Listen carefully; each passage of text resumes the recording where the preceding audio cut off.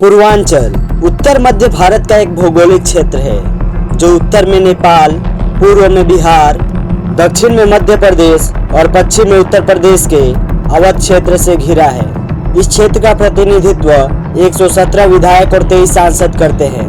हिंदी के अलावा भोजपुरी और अवधी इस क्षेत्र की प्रमुख भाषाएं हैं। सांस्कृतिक रूप से समृद्ध पूर्वांचल के कई प्रमुख शहर उत्तर प्रदेश की शोभा बढ़ाते हैं। गोरखपुर, कुशीनगर, देवरिया, बलिया, सोनभद्र, वाराणसी, मिर्जापुर, बस्ती, संत कबीर नगर, प्रयागराज, जौनपुर, भदोही, गाजीपुर, आजमगढ़, मऊ, महाराजगंज, सिद्धार्थनगर जैसे कई शहर सांस्कृतिक, औद्योगिक और राजनीतिक दृष्टिकोण से अपनी अलग पहचान रखते हैं। 117 विधायक और 23 सांसदों के क्षेत्र की राजनीति केवल जाति के आधार पर टिकी है।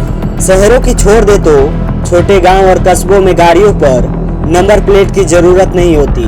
जात बिरादरी या फिर अपना पद लिख देने भर से काम हो जाता है। यहाँ का हर चौथा लोंडा एडवोकेट लिखवा के विधानसभा में बैठने की तैयारी कर रहा है। सबसे ज्यादा IPS IAS पूर्वांचल से ही निकलते हैं। सबसे ज्यादा IPS IAS पूर्वांचल से ही निकलते हैं और सबसे ज्यादा बाहुबली, माफिया और डॉन भी पूर्वांचल ही देता आया है।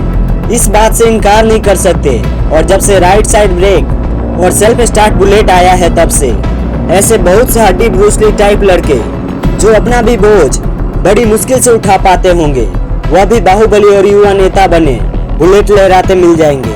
कुछ हो ना हो, साला कॉन्फिडेंस बहुत है और 1.25 किलो की बॉडी में खून इतना गर्म है कि पान का पीक भी अगर कोई थूक दे तो जेब में रखा कट्टा निकल जाएगा और सामने वाले की खोपड़ी को आर पार कर देगा। नमस्कार दोस्तों, आज के इस पॉडकास्ट रिव्यू में हम बात करने वाले हैं पूर्वांचल वेब सीरीज की। बात करें इस वेब सीरीज की तो बहुत शानदार धमाकेदार भोजपुरी का यह अलग ही क्रेज दिख रहा है। बात करें इसका रिव्यू का तो यह मिर्जापुर और गैंग्स ऑफ वासेपुर से ज्यादा घातक, खूंखार और डरावना लग रहा है। दरअसल इसकी शुरुआत ही गोलीबारी से होती है। एक लड़के ने गलती से पान की पीक क्या फेंक दी, कट्टा निकला और खोपड़ी के सीधे आर पार। और उसका बाप उस लड़के को लेकर मंत्री के पास तो वह मंत्री भी कहता है यह लड़का आगे बढ़ेगा, सीधे विधायक का टिकट ऑफर कर देता है। हाँ, हम बात करें उसी पूर्वांचल की जहाँ बात बात पर कट्टा निकल जाता है। हाँ, हम बात करें उसी पूर्वांचल की जहाँ 10 में से 6 घटनाएं हत्या, लूट, अपहरण, रेप और एसिड अटैक के ही दिखाई देंगे। और इन सभी अपराधों में 70% मामला अपराधी शंकर सोनकर से जुड़ा हुआ है। ये सभी बातें शंकर सोनकर के आसपास वाले लोग कहते हैं जब शंकर सोनकर अपने चेहरे पर इलेक्शन लड़ने के लिए कहते हैं। पर इस बात पर शंकर सोनकर चुटकी लेते हुए कहते हैं प्रदेश में क्या चल रहा है, यहाँ मामला विकास और रोजगार का है ही नहीं। और कहते हैं पूर्वांचल में राजनीति जातिवाद पर चलती है। और वो आगे कहते हैं बस हर जाति के लोगों को यह लगना चाहिए कि चुनी जाने वाली सरकार उनकी है। SC, ST, OBC, ठाकुर, ब्राह्मण, मौर्य, निषाद, सिया, सुन्नी, हिंदू, मुसलमान, इन सब से जनता को बाहर निकलने देंगे तभी ना जनता विकास के बारे में सोचेगी। पूर्वांचल में लोग वोट ऐसे देते हैं जैसे वो अपने नेता को नहीं, जैसे अपने दामाद को चुन रहे हैं। और वो कहते हैं पैसे के लिए तो हम है ही ना, जो पैसों से टूटे उसे पैसों से तोड़ो और जो पैसों से ना टूटे उसे मरवा दो। और वो कहते हैं राजनीति में किसी को मारना हत्या नहीं है, धर्म है। सत्ता कुर्सी गद्दी पाने के लिए अर्जुन ने पूरी कौरव सेना को मार दिया था, खत्म कर दिया था। क्या आज तक किसी ने कहा कि अर्जुन ने दानवीर कर्ण और भीष्म की हत्या की थी? किसी भी अपराधी को पकड़ो, उसमें खंगालने पर लास्ट कॉल मंत्री शंकर सोनकर का ही आता है। पुलिस वाले शंकर सोनकर को कहते हैं किसी भी अपराधी को हम पकड़ते हैं आपके PA का कॉल आ जाता है। क्या करे, जनता की कोई भी समस्या हो, कोई भी प्रॉब्लम हो, कोर्ट कचहरी तक बात जाती ही नहीं है, सीधे मंत्री शंकर सोनकर के पास जाती है। अनपढ़ जाहिल लोग बंदूक की नोक पर फैसला करते हैं। 2 कौड़ी की औकात रह गई है हम पुलिस वालों की। तभी मंत्री शंकर सोनकर कहता है हम देते हैं आपको ऑर्डर। तभी पुलिस वाले कहते हैं एनकाउंटर, बस यही एक रास्ता है, न गवाही न तारीख, ऑन द स्पॉट फैसला। पूरी लिस्ट तैयार है, बस आप हुक्म दीजिए, सब काम हमारा। आपको बस अपना कलेजे पर हाथ रखकर बैठना होगा, क्योंकि उस लिस्ट में सबसे ज्यादातर आदमी आपके ही होंगे। तभी मंत्री सुनकर कहता है, तो ठीक है, करिए आप लोग अपना काम। किसके ऊपर हाथ धरना है और किसके ऊपर से हाथ हटाना है हमको अच्छी तरह से मालूम है। हाँ, पर एक साथ सबको मत सुलटा दीजिएगा, वरना इलेक्शन कैसे लड़ेंगे।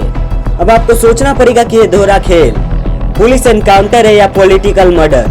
पुलिस वालों की लिस्ट में कुछ छुटपुटिया यानी कि छोटे मोटे क्रिमिनल है और कुछ पॉलिटिकल, लेकिन पुलिस वालों की लिस्ट में दुश्मन शंकर और उसके भाई का नामो निशान नहीं है। तभी कमिश्नर कहता है, उनका नाम नहीं है तो लिस्ट में डाल देते हैं। 100 हरामियों का बलि चढ़ाकर वह पैदा हुआ है। और उसके बाद पुलिस वाले निकल जाते हैं गन और राइफल लेकर सभी अपराधियों का एनकाउंटर करने के लिए। उसमें दया शंकर के आदमी तो मरते ही मरते हैं, लेकिन उसमें पुलिस के 8 जवान भी शहीद हो जाते हैं। उसके बाद पुलिस वालों में भी डर का माहौल बन जाता है। एनकाउंटर अपराधियों को मारने के लिए चलाया जा रहा है या काबिल अफसरों को शहीद होने के लिए। तभी कमिश्नर कहता है, वो जौनपुरिया दया शंकर तिवारी के कैसे पता चला, उस गैंग को कैसे मालूम पड़ा कि हम लोग उसका एनकाउंटर करने निकले हैं। हम में से कोई ना कोई तो है जो हमारी सारी बातें उस तक पहुंचा रहा है, जिसको सरकारी तनख्वाह से ज्यादा उसके यहाँ से महीना आता है। पुलिस की वर्दी में छुपा हुआ गद्दार उसका मुखबिर है। 7 एनकाउंटर में 13 अपराधी मारे गए और 27 पुलिस वाले शहीद हुए और 9 जख्मी हैं। तब तो ये सोचने की बात है, एनकाउंटर पुलिस वालों का हो रहा है या फिर अपराधियों का। इसके बाद कोई भी पुलिस वाला एनकाउंटर करने से पीछे हट जाता है।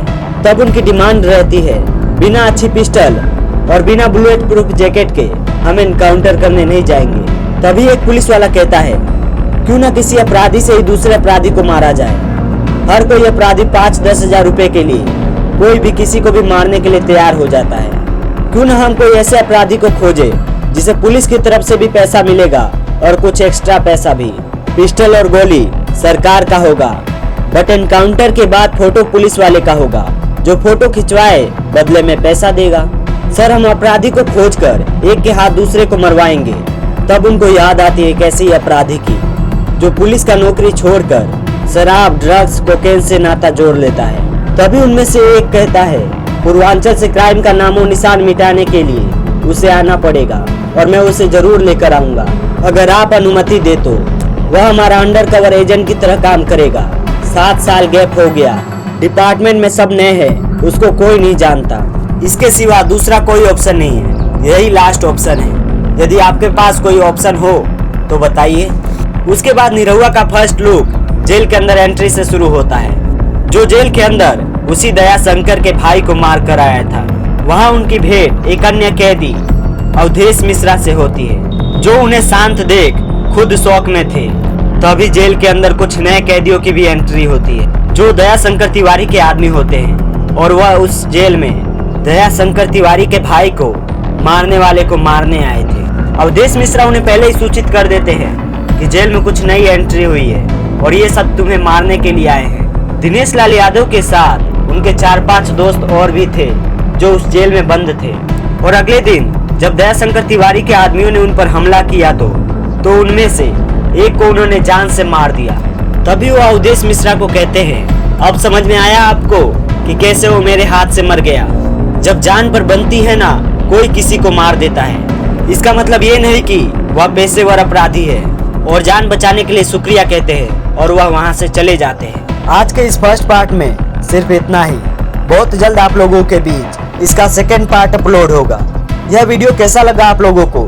यदि अच्छा लगा हो तो वीडियो को लाइक करें और अपना रिस्पॉन्स कमेंट बॉक्स में जरूर बताएं। और यदि हमारे चैनल पर नए आए हो तो चैनल को सब्सक्राइब जरूर करें। मिलते हैं नेक्स्ट पार्ट में।